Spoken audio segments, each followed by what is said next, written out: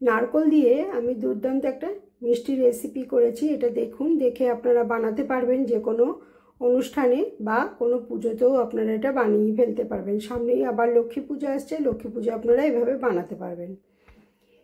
খুব সহজে বানানো হয়ে যাবে, সামান্য একটা নারকোল দিয়েই হয়ে যাবে। আমি এখানে ছোট এক বাটি নারকোল কুড়িয়ে নিয়েছি। গ্যাসের উপর একটা কড়াই বসিয়ে দিয়েছি, দিয়ে তাতে আমি কিছুটা ঘি দিয়ে দেবো, 1 চামচের মতো ঘি দিয়ে দেবো। 1 চামচের মতো ঘি দিয়ে আমি নারকোলটাকে ভেজে নেব। ঘি দিলে ঘিয়ের একটা সুন্দর গন্ধ আসবে বলে আমি ঘিটাকে দিলাম। এবার দেখুন, ছোট্ট এক বাটি নারকোল কোড়া নিয়েছি, সেই নারকোলটা আমি ঢেলে দিলাম। দিয়ে এবার নারকোলটাকে হালকা করে একটু ভেজে নেব।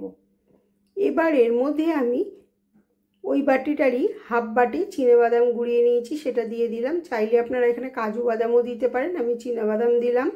দিয়ে ভালো করে মিশিয়ে এটাকে আমি একটু হালকা করে ভেজে নিচ্ছি।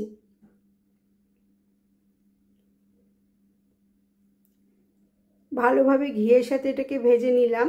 এবার এর মধ্যে আমি দেব, যে বাটিটায় করে নারকোল দিয়েছি, চিনেবাদাম দিয়েছি, সেই বাটিটারই আমি হাফ বাটি চিনি গুঁড়ো করে দিয়ে দিচ্ছি। এখানে চিনিটা আপনারা আপনাদের পছন্দ মতো করে দেবেন। আপনারা যতটা মিষ্টি খেতে পছন্দ করেন ততটাই দেবেন। আমি খুব সামান্য চিনি দিয়ে দিলাম, হাফ বাটির মতো চিনি গুঁড়ো করে দিয়েছি। দিয়ে ভালোভাবে আবার এটার সাথে মিশিয়ে দিচ্ছি, নারকোল আর বাদামের সাথে মিশিয়ে দিচ্ছি। খুব ভালোভাবে মেশানো হয়ে গেল। এবার আমি কি করব, ওই যে বাটিটারই চিনি দিয়েছি, নারকোল দিয়েছি, সেই বাটিটারই 1 বাটি আমি এখানে মাওয়া দিয়ে দিচ্ছি। মাওয়া না দিলে আপনারা মিল্ক পাউডারও দিতে পারেন। আমি এখানে মাওয়া দিয়ে দিচ্ছি 1 বাটি। মাওয়া দেওয়ার ফলে এটার টেস্টটা আরও সুন্দর হবে, খুব ভালো লাগবে খেতে। একবার যদি এভাবে বানান আপনারা। দেখুন, দিয়ে দিলাম। দিয়ে ভালোভাবে এটার সাথে মিশিয়ে নেব। আমি খুব ভালো করে মিশিয়ে নিচ্ছি।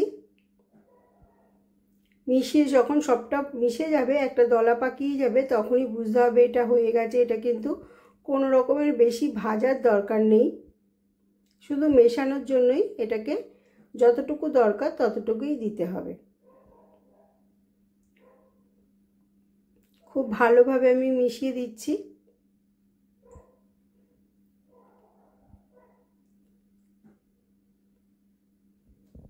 এভাবে কিন্তু আপনারা লাড্ডুও পাকিয়ে নিতে পারেন। আমি বরফি বানাবো, লাড্ডুটাও কিন্তু খেতে একই রকম হবে, শুধু দেখতে একটু আলাদা হবে।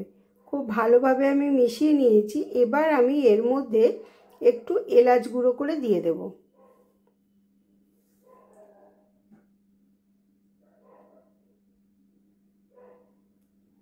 এলাচটা দিয়ে দিয়েছি। দিয়ে এবার এটাকে আমি ভালোভাবে মিশিয়ে নেব, যাতে এলাচটা পুরোটা মিশে যায় আর হালকা একটা এলাচের গন্ধ আসে। এটা কিন্তু মোটামুটি তৈরি হয়ে গেছে। এবার এটাকে আমি নামিয়ে দেব।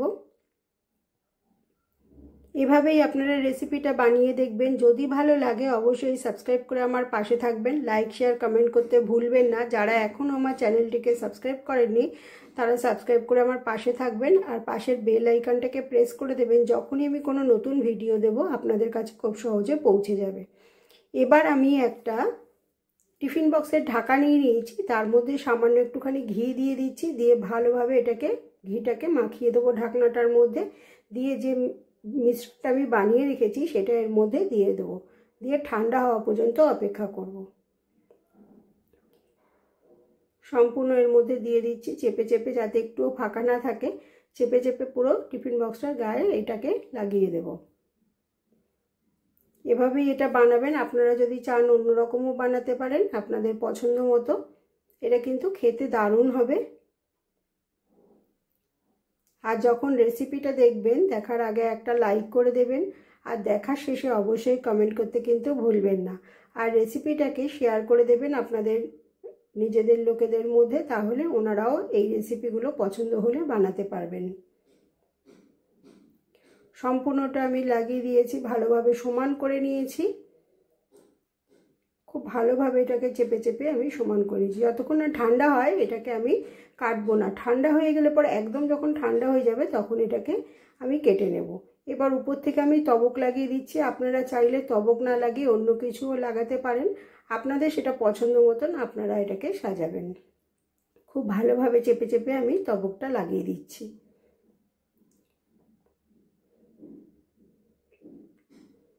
যেখানটা ফাঁকা আছে সেখানটা আমি আর একটু লাগিয়ে দিলাম। এবার একে ছুরি দিয়ে সাইডটাকে আমি একটু ছাড়িয়ে দিচ্ছি যাতে খুব সহজে এটা কেটে উঠে আসে। সাইডটাকে একটুখানি আমি ছাড়িয়ে নিচ্ছি।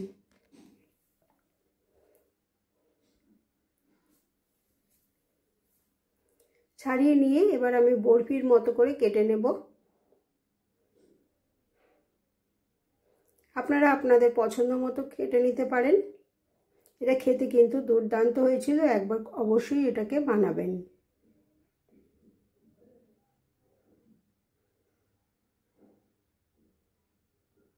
আমি খুব বেশি বড় বানাচ্ছি না, ছোট ছোট করে করছি।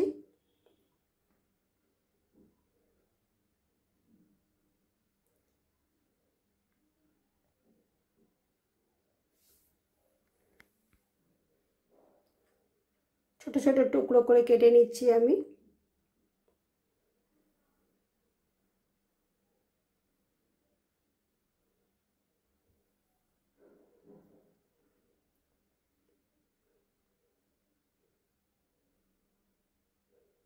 পুরোটা কাটা হয়ে গেল। এবার একটা টুকরো আমি উঠিয়ে দেখাবো যে কতটা এটা মোটা হয়েছে। খুব সহজে কিন্তু উঠেও যাবে, এটা কিন্তু ভেঙে যাবে না কোনোভাবেই। খুব সহজে দেখুন একটা কোণ থেকে আমি তুললাম, কত সহজে উঠে গেল। দেখুন কতটা মোটা হয়েছে। এটা খেতেও কিন্তু দারুণ হবে। একবার এভাবে বানানোর অনুরোধ রইল, অবশ্যই এভাবে একবার বানাবেন। আজকের রেসিপিটা তবে এই পর্যন্ত এখানেই শেষ করলাম। সবাই খুব ভালো থাকবেন, সুস্থ থাকবেন।